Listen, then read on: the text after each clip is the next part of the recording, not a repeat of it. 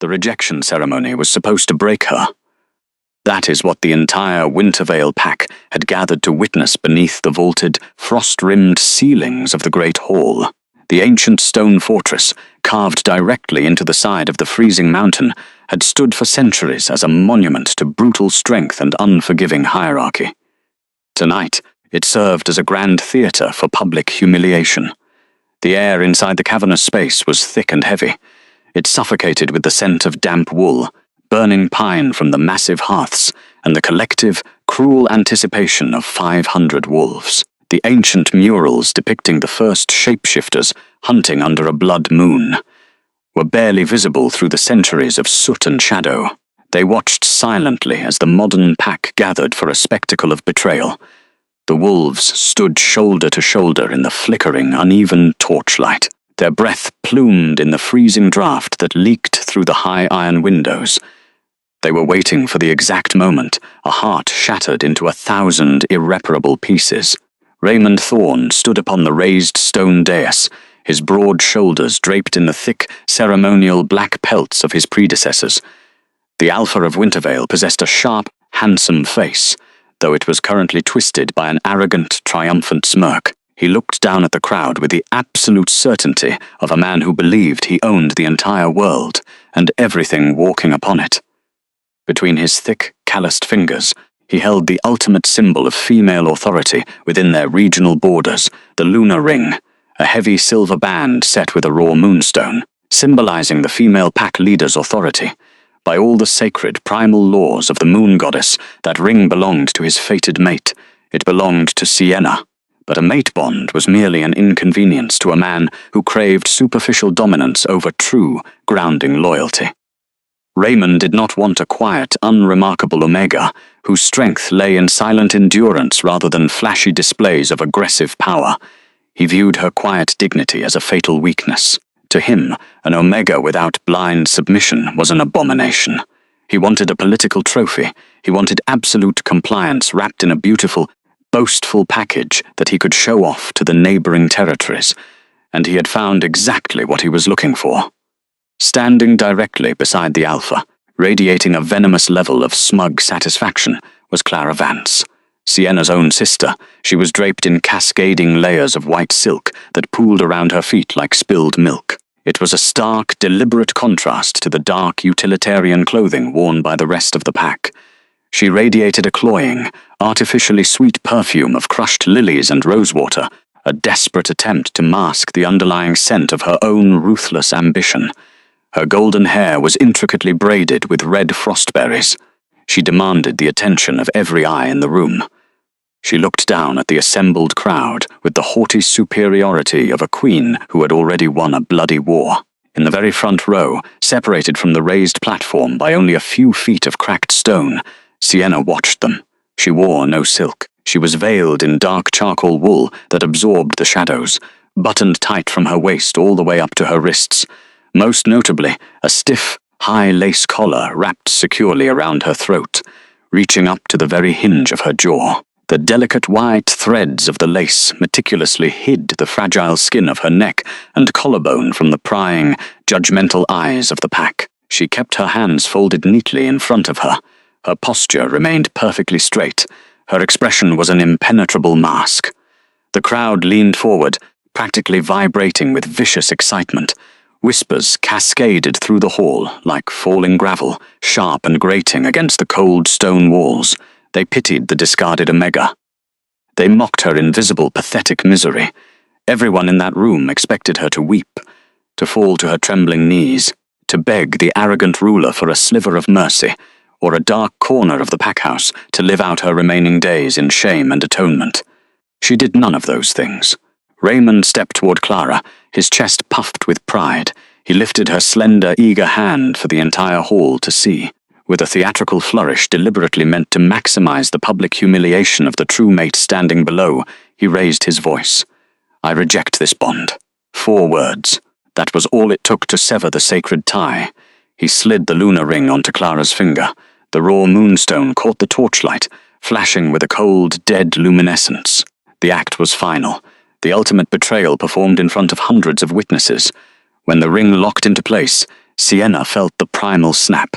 It was a vicious, tearing sensation right behind her ribs, a phantom claw ripping out a connection that had been dormant but undeniably present since childhood. The breath left her lungs in a sharp rush. Her fingers turned to ice. For one terrifying fraction of a second, the void threatened to swallow her whole. But then, a strange, terrifying, and glorious sensation began to bloom directly beneath the tight restriction of her high lace collar. Heat. It started as a spark. A microscopic ember buried deep in her flesh, where a faint, healing scar had rested in absolute secrecy for the past 3 weeks. Now, triggered by the official severing of her lesser, regional bond, the ancient magic awakened with a vengeance. The heat spread rapidly across her collarbone, radiating a fierce, golden warmth that completely eradicated the bitter chill of the Great Hall. It was the sovereign mark, a golden, burning, claiming mark etched onto the collarbone, signifying the mate of the High King. It thrummed with raw, possessive energy that made her pulse race with sudden, overwhelming life. The pack thought she was freezing in her pathetic isolation. They didn't know she was already consumed by a fire they could not possibly comprehend. Profound stillness reigned in the massive cavern of the packhouse. The irreversible deed was done.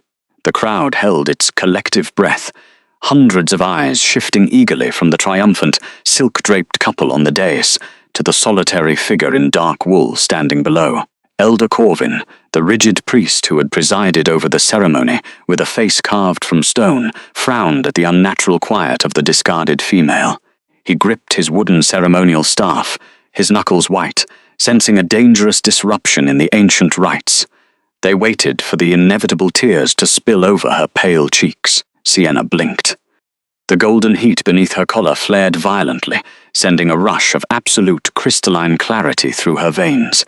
The invisible wall inside her chest, where the old, unwanted bond had festered, suddenly crumbled to dust, leaving nothing but clean, echoing space. She felt incredibly light, untethered from their petty cruelty. The burning thread on her skin acted as an impenetrable shield against the psychic weight of the pack's collective mockery.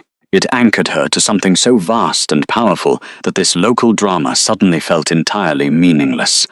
Deliberately, the quiet Omega took a single step back from the stone dais, and then, defying every expectation in the room, she smiled.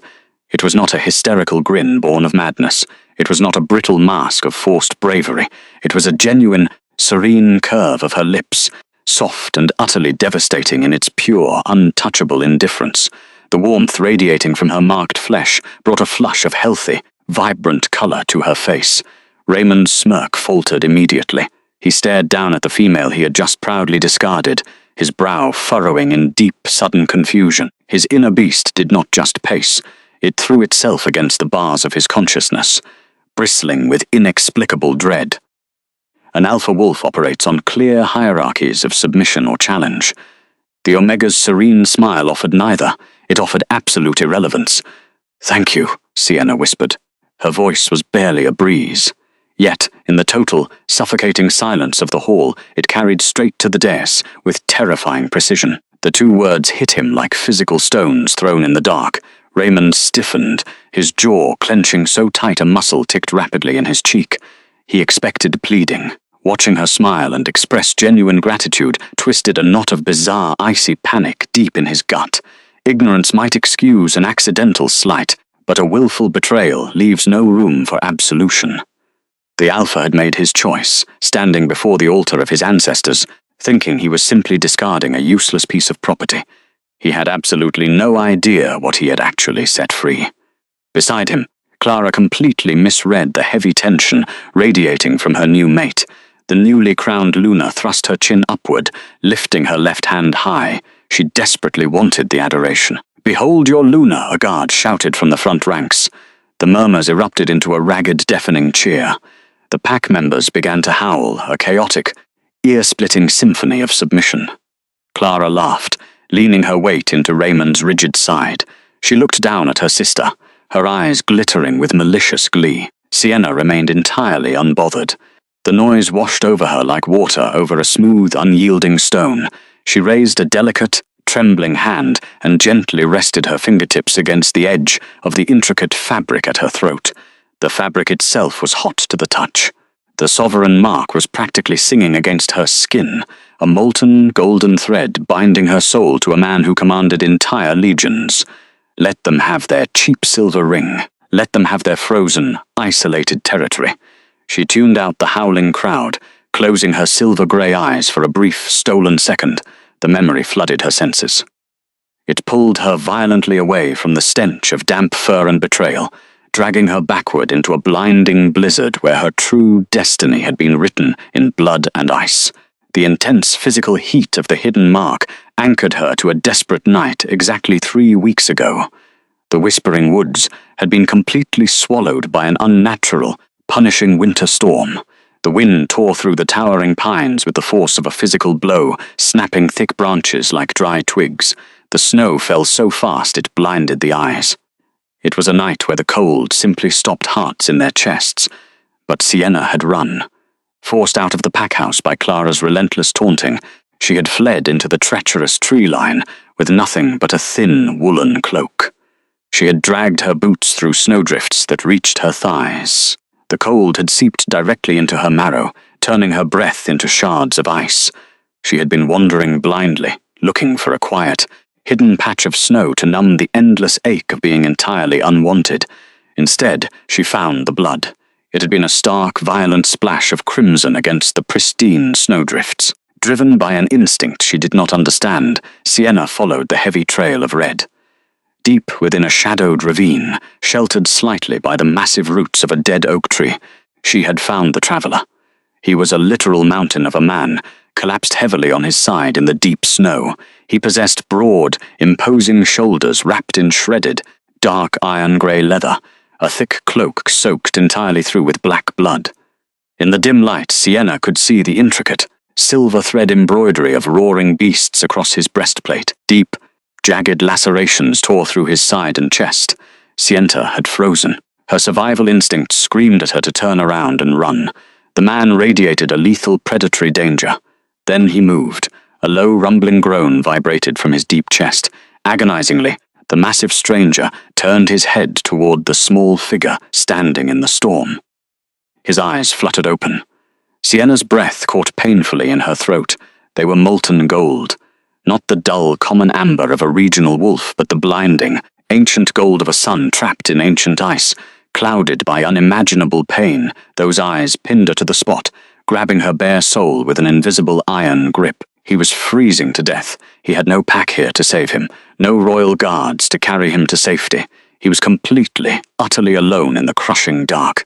Sienna knew exactly what it meant to be alone in the dark.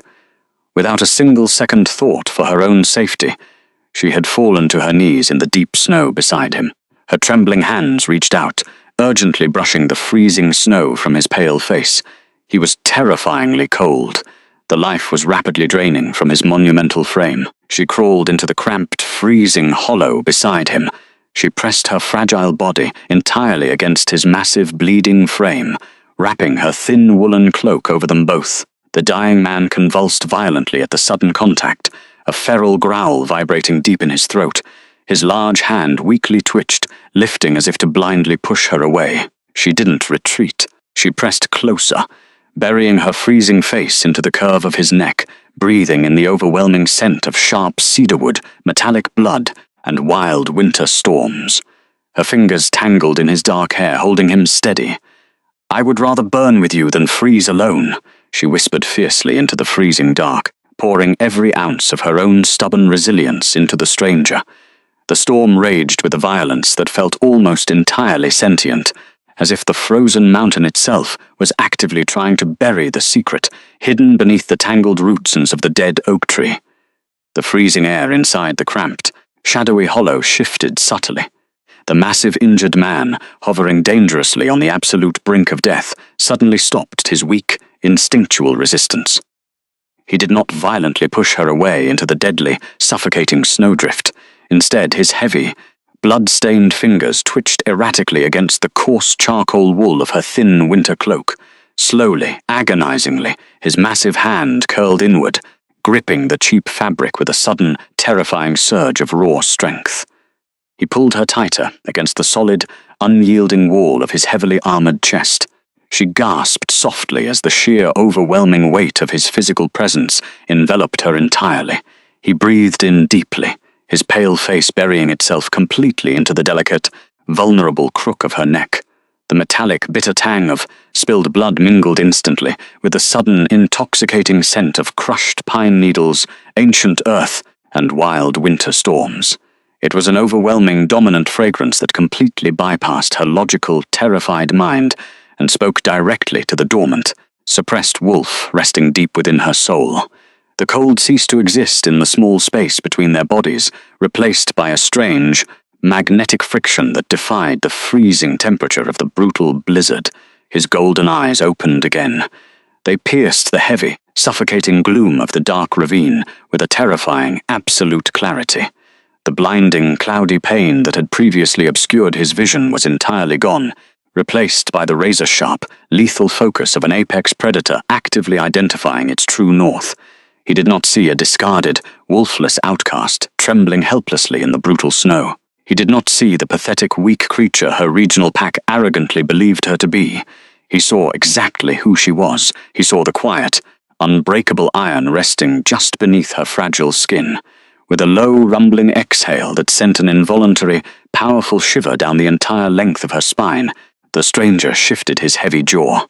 He moved with the deliberate, unstoppable, fluid grace of a falling avalanche. He pressed his cold, cracked lips directly against the rapid pulse point of her bare collarbone. It was not a kiss of gratitude, it was a brand. A sudden blinding heat erupted violently upon the surface of her skin. She arched her back, a sharp, breathless sound escaping her parted lips as the golden fire seared ruthlessly into her tender flesh. It sank past the dermal layers, burning through bone and sinew to anchor itself permanently onto the very fabric of her identity. The bond snapped into place like a key turning in a lock. It was a vicious, agonizing physiological sensation, yet it felt perfectly, undeniably right. The molten warmth rapidly replaced the icy blood in her veins, rewriting her biological destiny in a matter of crucial, stolen seconds. As the glowing, intricate lines of the claiming mark violently etched themselves into her body, the colossal man pulled back just a fraction of an inch to hold her wide, shocked gaze. The ambient light in the dark hollow seemed to physically bend and warp around the radiant heat radiating from his mesmerizing irises. Not used, not owned, chosen, Valerius whispered into the frigid air. His voice was a gravelly, deeply resonant vow that effortlessly overpowered the screaming, chaotic wind of the blizzard outside. It was a royal decree spoken in the dark, binding two completely different worlds together with an unbreakable thread of ancient sovereign magic. He reached up, his rough, heavily scarred thumb gently brushing a stray snowflake from her trembling lower lip. The physical touch was impossibly tender for a towering creature built entirely for the brutal realities of war. Before the terrified girl could even begin to comprehend the monumental magnitude of what had just irrevocably altered her entire existence, the distant, thunderous sound of heavy hooves violently shattered their isolated sanctuary. Torches flared a brilliant, angry orange through the blinding, impenetrable curtain of white snow. Frantic, commanding shouts from heavily armored royal guards echoed sharply through the narrow ravine, their deep voices thick with raw panic as they desperately searched the tree line for their fallen sovereign. The traveler's iron grip on her slender waist tightened fiercely. For one fleeting, desperate second, his intensely possessive hold threatened to drag her out into the harsh torchlight with him. But the survival of his sprawling kingdom required his immediate, uninterrupted return, and dragging a vulnerable, unmarked female into a heavily armed, chaotic extraction party was a fatal tactical risk. He released her slowly, his glowing eyes promising a terrifying return that defied the very laws of nature. The memory dissolved like pale ash scattered in the wind. The blinding, pristine white of the snowy woods abruptly shifted back to the oppressive, soot-stained, claustrophobic reality of the Great Hall. The deafening, chaotic cheers of the Wintervale pack slowly faded into a low buzzing, expectant murmur that vibrated unpleasantly against the cold, damp stone walls. The grand theatre of public humiliation had reached its final procedural stage. Standing high upon the raised wooden dais, Elder Corvin lifted his heavily carved, ceremonial staff. The ancient priest's weathered face was a roadmap of rigid tradition and unyielding, dogmatic judgment. He struck the heavy base of the wood fiercely against the solid stone floor. The sharp, cracking echo ricocheted loudly off the vaulted ceilings, instantly silencing the remaining chatter of the gathered wolves. The official conclusion of the mating rites had been formally acknowledged by the silent spirits of their ancestors. The brutal deed was irreversibly sealed in the eyes of their sacred, unbending laws. Raymond stepped forward. He deliberately moved away from his newly crowned bride, closing the physical distance between himself and the very edge of the stone platform. He looked down at his former mate with a cold, meticulously hardened expression of absolute authority. He desperately wanted to see her crumble into a pathetic, weeping, broken mess upon the floorboards. Her serene, completely unbothered smile had deeply unsettled his inner beast, striking a bizarre, dissonant chord of pure, primal panic that he could not logically explain away. An alpha's absolute power relied entirely on the highly visible, unquestioning submission of his lesser subjects. Her quiet dignity was an active, breathing, dangerous insult to his newly solidified political position. He needed to reassert his total dominance over the quiet female he had just so proudly rejected in front of hundreds. By the sacred, blood-bound laws of our founding ancestors, you are no longer recognized as a ranking member of this territory, the Alpha declared loudly. His booming voice echoed harshly off the high, frost-rimmed iron windows. He raised his broad chin, delivering the carefully constructed banishment decree with practiced, highly theatrical cruelty. Every single, deliberate syllable was designed to permanently strip away the last remaining, fragile shreds of her basic dignity. You are hereby completely stripped of all pack privileges, all territorial protections, and all inherent rights associated with the elite bloodline, he continued, his tone dripping with acidic, heavy condescension. You will immediately vacate the upper chambers of this fortress. You will move your pathetic belongings to the servant quarters in the deepest, coldest levels of the keep before the midnight toll. Furthermore, your first official duty as an unranked, expendable laborer will be to clean the remnants of our grand wedding feast. The crowd snickered softly in the heavy, shifting shadows of the hall. A cruel collective wave of dark amusement rippled rapidly through the gathered ranks of the pack. They nudged each other with sharp elbows, their eyes glittering with the ugly, intoxicating thrill of witnessing a high-born female fall so disastrously from grace. They waited eagerly for the crushing, absolute weight of the public humiliation to finally snap her fragile spirit in half. They desperately wanted her to fall to her bruised knees and beg pitifully for a tiny scrap of the mercy she no longer deserved. Sienna merely bowed her head in a slow, perfectly measured, entirely respectful nod. The internal barricades she had maintained for years were no longer necessary. Let the foolish man speak his arrogant, empty decrees from a temporary, unstable throne of stolen wood and stone. Let him boast endlessly to a room full of weak sycophants who would turn on him the second a truly stronger predator entered the territory. Let him firmly, blindly believe he had successfully cast her down into the filthy dirt of the lowest possible caste. He was entirely, blissfully unaware that an untouchable king had already carved her name into the very stars above their ignorant heads. The intense, protective heat pulsing heavily beneath the delicate lace at her throat was the only reality that actually mattered now. The grand, historical feast had quickly devolved into exactly what she knew it would ultimately become: a chaotic, gluttonous, aggressively drunken celebration. The massive wooden banquet tables that lined the extensive length of the hall were heavily stained with spilled dark wine, congealing grease from roasted meats, and the careless, disgusting debris of a pack celebrating their own manufactured, fragile superiority. Hours later, the massive fortress was mostly empty. The roaring, massive fires in the giant stone hearths had slowly died down to weak, flickering orange embers that barely cast enough light to safely navigate the floorboards. The freezing mountain draft crept back into the vast, cavernous room, chilling the stagnant, foul-smelling air. In the dead center of the devastation, a solitary, quiet figure moved gracefully through the shadows, meticulously sweeping the horrific mess left behind by her own cruel people. The outcast worked in total, undisturbed, absolute silence. Her dark, heavy wool dress rustled softly against the rough stone as she knelt carefully to gather the ruined, scattered remnants of her sister's stolen triumph.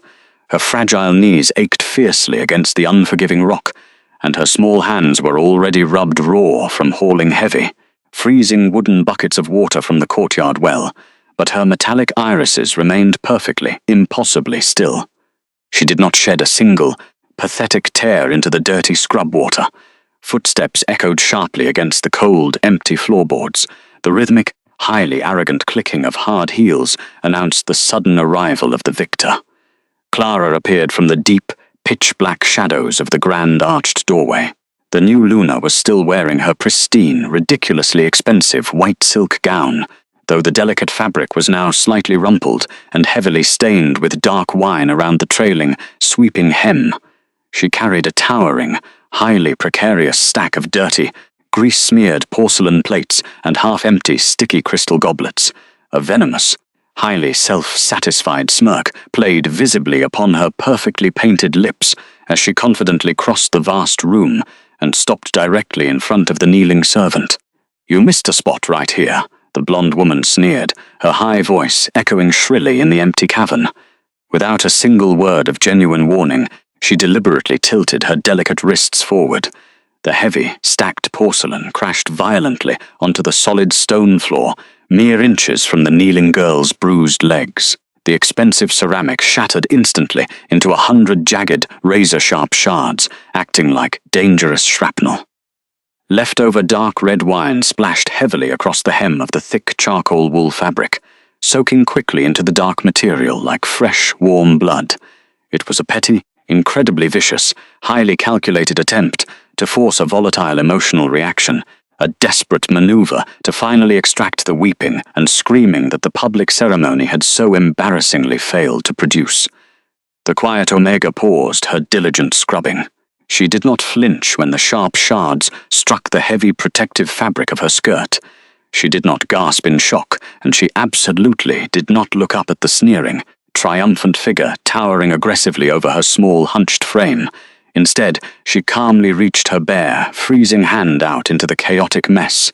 She began picking up the broken, wine-soaked pieces of debris one by one. Her slender fingers moved with a steady, unshaken, terrifying grace that bordered on the divine. The jagged edges of the broken plates dug painfully into her skin, but she welcomed the grounding, physical sting.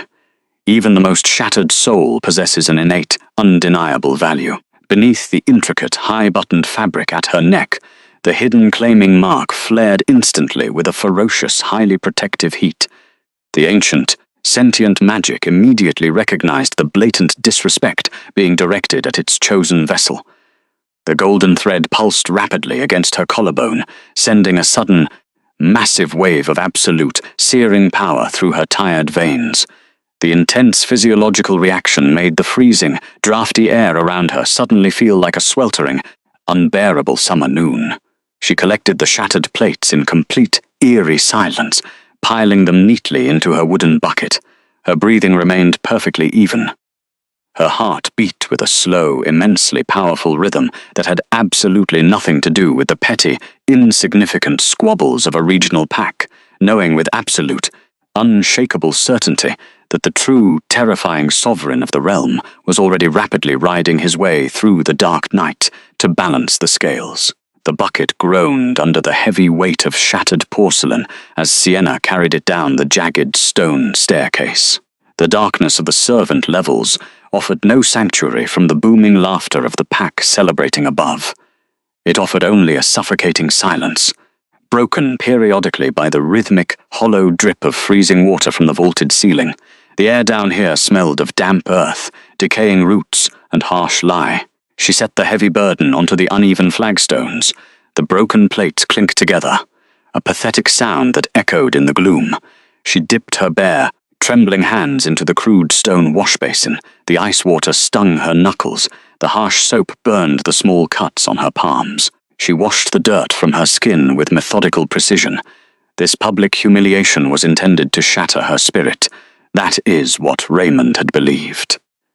That is what the entire Wintervale pack had expected. Hundreds had gathered in the great hall beneath the ancient banners, holding their breath to watch an Omega crumble. Everyone expected her to weep, to fall to her knees, to beg for a reason why she was not enough. She did none of those things. Beneath the frayed collar of her servant dress, the sovereign mark pulsed, a steady, rhythmic beat of pure golden fire. The heat chased away the biting chill of the cellar, wrapping her in an invisible cloak of protection. It anchored her. Leather scuffed abruptly against wet stone. She did not turn her head. She did not need to. The cloying scent of winter pine, mixed with the sour stench of nervous sweat, flooded the narrow corridor.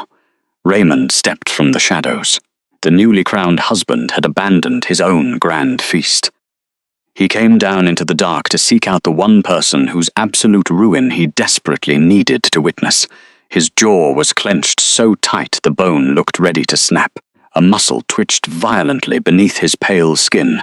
He marched toward her, his heavy boots splashing through the puddles of dirty water. He cornered her against the stone basin. He planted both of his large hands on the freezing masonry beside her delicate shoulders, trapping her, looming over her. He wanted her to bow. He needed the weeping submission she had so calmly denied him upstairs. "You think this is a game," Raymond hissed. His chest heaved with uneven, frantic breaths. "You think standing there and smiling makes you look strong. It makes you look pathetic." Sienna slowly raised her chin. She looked up at him.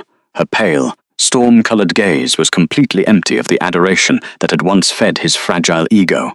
The blind devotion of a fated mate was gone, burned away by his public betrayal. She looked at him like he was a stranger blocking her path. Nothing more. "I had to do it," he snarled, leaning his face so close she could feel the heat of his anger. He stepped closer. He needed to provoke a reaction. Any reaction. "Caring about you was killing me. You were a liability to this territory. I could not tie my bloodline to a wolfless ghost." She refused to offer him a single tear. Her chest rose and fell in a calm, steady rhythm. Her total indifference felt like a blade twisting in his gut, his face twisted into a mask of ugly, desperate defense. A mistake is when you do not know what you are doing. A choice is when you do, and you do it anyway, Raymond whispered, his voice trembling with a mixture of rage and guilt he could not suppress. "I chose her. I chose Clara. I chose power, political alliances, and a Luna who actually commands respect. You are nothing now, Sienna. You will rot down here in the dark until you forget your own name." He expected her to break. He needed her to shatter into a million irreparable pieces. She merely blinked. A pitying, terribly quiet smile touched her pale lips. He stood there, puffing out his chest, boasting about ruling a crumbling stone fortress in the middle of a frozen wasteland. He did not know.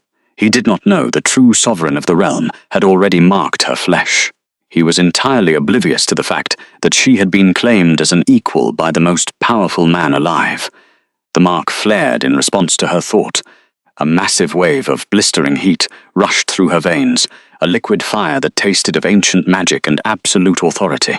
The damp, freezing cellar suddenly felt as warm as a sunlit courtyard in the height of summer. She remained completely silent.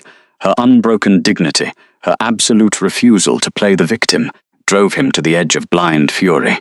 He raised his hand, his thick knuckles popped in the quiet damp, his fingers curled tightly into a fist. He was a fraction of a breath away from grabbing her jaw, from forcing her to look upon the alpha who had discarded her. Then the world ended. It began as a low, terrifying vibration deep in the bedrock beneath their feet. The blast of the royal horn tore through the raging blizzard outside. It struck the stone fortress with the devastating force of a physical battering ram. The singular deafening note climbed higher and higher. It shattered the massive icicles hanging from the battlements. The ancient foundation of the pack house groaned in agony. Dust and loose mortar rained down from the vaulted ceiling in thick sheets. The freezing water in the stone basin rippled violently. It splashed over the jagged edges and soaked the hem of her skirt. Rats scrambled frantically from the dark corners, squeaking in terror as they fled deeper into the earth. A sound not heard in this isolated province in 300 long years. Raymond froze. His raised fist dropped lifelessly to his side. Every drop of color drained instantly from his face. His skin turned the sickening, ashen hue of a corpse.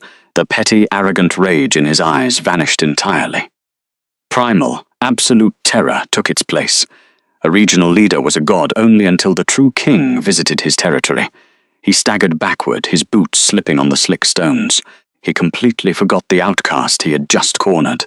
He turned and sprinted blindly toward the stone stairs. His boots stumbled and scraped on the uneven steps in his frantic, desperate rush to reach the courtyard. He breathed in ragged, pathetic gasps. He looked exactly like a man trying to outrun a deadly avalanche that was already swallowing him whole. Sienna did not run. She turned slowly. She moved toward the small, iron-barred window, set high in the thick cellar wall. The glass was completely coated in a solid layer of white frost. She raised her hand. Her slender fingertips pressed gently against the freezing pane. The unnatural, scorching heat of her royal blood melted the solid ice in mere seconds. It cleared a perfect circular portal into the violent night. Through the swirling white chaos of the blizzard, a blinding light pierced the darkness. A massive, armored carriage rolled smoothly through the shattered iron gates of the packhouse. It was flanked by dozens of elite guards, draped in heavy black cloaks and gleaming silver armor. The monstrous, terrifying war beasts pulling the massive vehicle did not struggle against the deep snow. They moved with a terrifying, synchronized grace. The sheer display of ancient, unfathomable power made the Wintervale fortress look like a pathetic pile of dirt and twigs. The burn on her collarbone became a raging inferno that stole her breath. He had found her. Up in the frozen courtyard, the heavy oak doors of the great hall burst open. Drunken pack leaders and terrified nobles spilled out into the raging storm. Raymond sprinted frantically into the icy mire. He lost his footing instantly. He stumbled blindly in the deep snow, falling to his knees in the mud. Clara followed closely behind him. She shrieked in panic as she tripped over the heavy hem of her custom gown. The pristine white silk dragged heavily through the dark mud, ruined in an instant. The vicious winter wind whipped her perfectly styled blonde hair into a frantic, tangled mess. Elder Corvin hobbled desperately after the newly mated pair. His sacred ceremonial staff lay abandoned and forgotten on the hall floorboards. The old priest was hyperventilating. His fragile chest hitched violently as his weak heart struggled to handle the terrifying reality unfolding before his fading eyes. They scrambled pathetically toward the center of the wet, freezing courtyard. They were instantly surrounded by the towering, silent figures of the elite royal guard. Near the front of the intimidating formation, Gerald Frost slowly lowered the silver-trimmed royal horn from his lips. The herald sat absolutely motionless atop his massive war mount. He looked down at the trembling local leaders with an expression of cold, unyielding disgust. The massive black carriage rolled to a heavy final stop. The raging storm simply held its breath. The howling, violent wind died instantly. It was forced into absolute submission by the crushing, suffocating pressure radiating from the iron vehicle. The heavy door swung open. It creaked loudly, sounding exactly like a heavy stone coffin lid being pried apart in a silent graveyard. A heavy black boot stepped down into the chilled earth. High King Valerius Sterling emerged slowly from the dark shadows of the cabin. He did not wear a crown. He did not need to. He wore the terrifying absolute aura of a god of war. His broad, silver-armored shoulders seemed to block out the very night sky. The heavy black fur-lined cloak draped over his back seemed to absorb the flickering torchlight. It cast a massive, terrifying shadow across the entirely frozen courtyard. The sheer, physical weight of his arrival slammed into the Wintervale pack like a solid wall of iron. Raymond's knees hit the jagged, frozen rocks with a sickening crack. He threw his upper body forward without a second of hesitation. He pressed his face directly into the freezing mud. He trembled so violently, his teeth chattered audibly against the wet earth. Beside him, the arrogant new Luna collapsed completely into the frozen puddles. Her ruined silk dress soaked up the freezing water. It clung to her shivering skin like lead weights. She pressed her forehead flat against the ground, weeping openly as the brutal cold bit into her exposed skin. The old priest threw his frail body flat into the snow. He prayed silently and desperately to ancestors who had suddenly, conveniently gone deaf. The entire hierarchy of the territory was instantly reduced to insignificant insects. They were crushed effortlessly beneath the heavy boots of true, unquestionable power. Valerius did not look down at them. He completely ignored the pathetic Alpha and his shivering bride. His blazing golden irises swept slowly over the dark, crumbling stone walls of the packhouse. He visually tore the structure apart piece by piece. He was not there to acknowledge a meaningless regional pack. He was there for the steady, calm heartbeat answering the undeniable call of his soul from the dark, freezing cellars below. Raymond pressed his face deeper into the freezing slush. He choked on mouthfuls of icy mud, desperate to appease the towering figure looming above him in the violent storm. The bitter cold of the wet earth seeped completely through his ceremonial trousers, freezing the skin of his knees. He did not care. Survival instinct, raw and purely animalistic, completely overrode his arrogant pride. His lungs burned as he forced air through his chattering teeth. He dared to lift his eyes just enough to see the hem of the High King's dark cloak, a heavy velvet that seemed to swallow the ambient light. The snowflakes did not dare settle on the monarch's shoulders. They melted instantly, vaporized by the sheer, blistering heat of his terrifying aura. "Your Majesty," the regional leader stammered. His voice cracked horribly in the unnatural silence of the courtyard. The wind had died. The entire pack held their breath. Raymond kept his forehead glued to the jagged cobblestones, his mind racing to find a way to survive this encounter.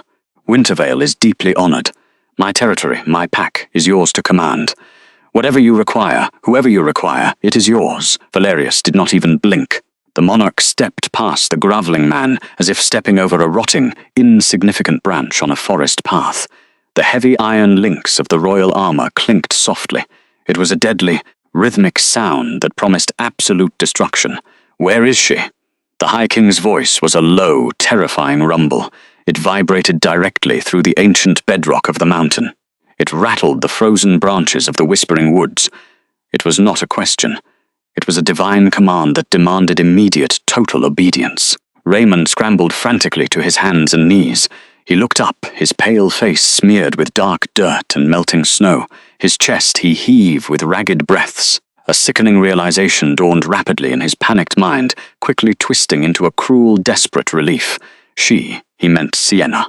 The king had been attacked in these very woods 3 weeks ago. He assumed the outcast had somehow offended the crown during her brief time scavenging in the snow. He assumed the sovereign had ridden through the blizzard to personally execute a traitor. The worthless Omega, the local Alpha, gasped, eager to distance himself from her entirely. He pointed a trembling, mud-stained finger toward the dark, narrow stairwell of the servant quarters. "She is in the cellar, my king. She is a blight. I have already stripped her of all rank. She is nothing to us. You may have her head." Valerius slowly turned his massive head, his molten gold eyes locked instantly onto the pathetic, shivering man. The sheer killing intent radiating from the royal aura expanded outward like a physical shockwave. The freezing air turned to glass in their lungs. Behind the king, Gerald Frost and the surrounding elite guards simultaneously rested their thick gauntlets on the hilts of their broadswords. The sharp sound of steel leaving leather echoed through the courtyard. They were waiting for a single nod to slaughter the entire territory, to burn Wintervale to the ground. He did not give the order. He had infinitely more important matters to attend to. The sovereign turned away. He descended into the dark, the heavy, rhythmic thud of his armored boots echoed loudly down the jagged stone steps. Far below in the subterranean gloom, Sienna stood perfectly still beside the crude wash-basin. The deafening silence of the terrified pack above pressed heavily against the vaulted, cracked ceiling. The harsh lye soap still stung the small cuts on her hands. The freezing water in the basin was turning a dull pink from her bleeding knuckles. Ruined by scrubbing the very plates Clara had shattered at her feet hours earlier. She heard the footsteps, heavy, deliberate, not the hurried, arrogant stomp of Raymond, not the light, cruel patter of Clara. This was the march of a conqueror. She did not attempt to dry her hands. She did not lower her chin. She did not tremble. The massive shadow of the monarch stepped into the dim light. He stopped mere inches from her. The potent fragrance of crushed evergreen, copper, and violent blizzards instantly swallowed the harsh stench of decay and mold. Valerius looked down at her frayed, wet servant dress. His gaze dragged over the dirty water, soaking the hem of her skirt, the bruised skin around her wrists, the cracked, bleeding knuckles. His strong jaw clenched so tightly the bone audibly popped. A terrifying guttural growl vibrated deep within his broad chest. It was a sound of primal outrage, a promise of absolute ruin to whoever had dared to place his fated soul in this dark, miserable dungeon. He reached out. His large, heavily scarred hand was remarkably gentle.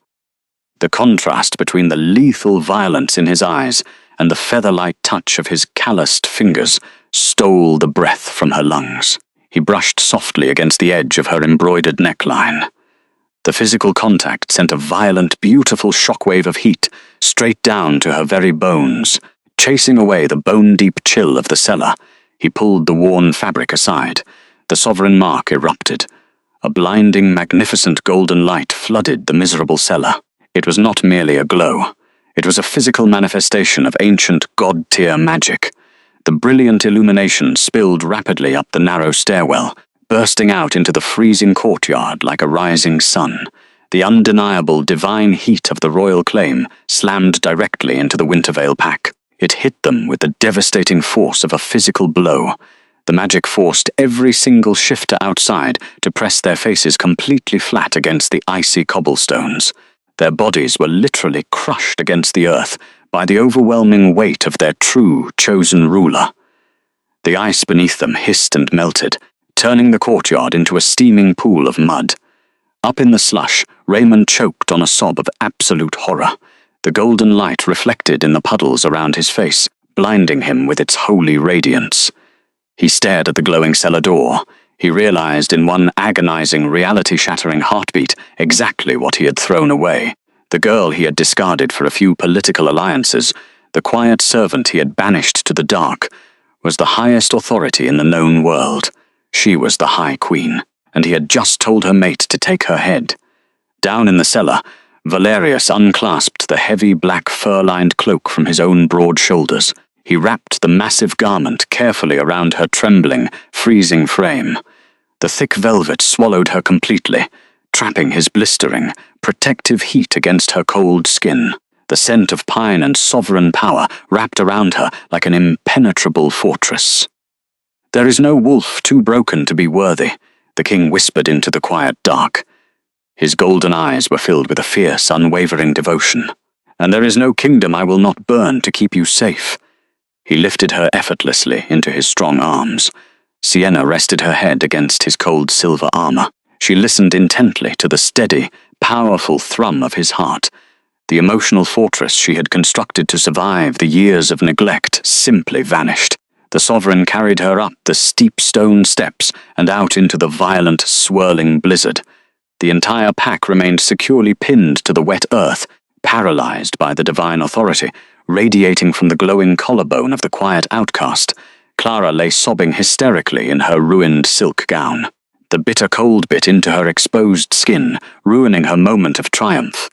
Her face was buried in the mud, the stolen lunar ring completely ignored and meaningless on her shaking finger. It looked like a cheap, dull trinket beneath the blinding sun of the sovereign mark. Elder Corvin whimpered a final useless prayer into the dirt, realizing his rigid traditions had just doomed them all to ash. Raymond dragged his broken body forward. His fingernails tore and bled against the frozen rocks. He crawled through the freezing slush, completely abandoning whatever shreds of dignity he had left. His alpha pride was shattered, pulverized into nothingness by the crushing weight of the High King's dominance. "Sienna, please," the broken man screamed. His voice was completely raw with a desperate, pathetic agony. "Please, I was wrong. Forgive me, I didn't know." He reached out a muddy, trembling hand toward the golden carriage, waiting beyond the iron gates. He watched her leave like a man, watching his own heart walk out of his chest. Sienna did not look back. She did not turn her head to acknowledge his suffering. She did not offer him a single word of comfort, nor a sliver of her justified anger. She simply let the warm, luxurious darkness of the royal cabin swallow her. Claimed not as property, but as an irreplaceable equal, She sat completely still as the heavy iron door slammed shut, sealing her new fate. The massive war beasts lunged forward, their heavy hooves tearing up the mud as they pulled the carriage out of the shattered gates. She left the crumbling, pathetic ruins of Wintervale behind in the unforgiving snow. The rejection ceremony was supposed to break her. Instead, it had crowned her. The ancient hollow fortress still stands in the frozen north. They say it is haunted now, though not by the dead. It is haunted by the agonizing memory of a single night when an arrogant leader threw away a quiet servant, only to watch a terrifying king kneel for a queen. Thank you for listening to this story. If the warmth of this tale reached you, please leave a like, subscribe, and tell me in the comments, would you have walked away as silently as she did? I read every single one, and your words mean more than you know. Until next time.